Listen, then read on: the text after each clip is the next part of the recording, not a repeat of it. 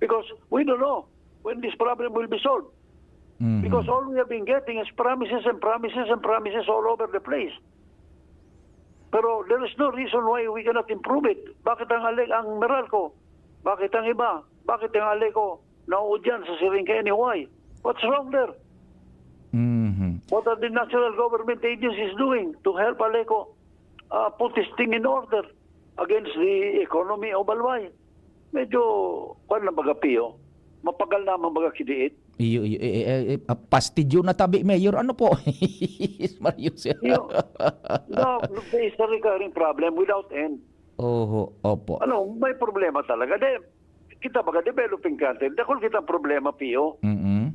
Pero slowly, we resolve one problem after the other. Pareho kan highway, route niya sa highway.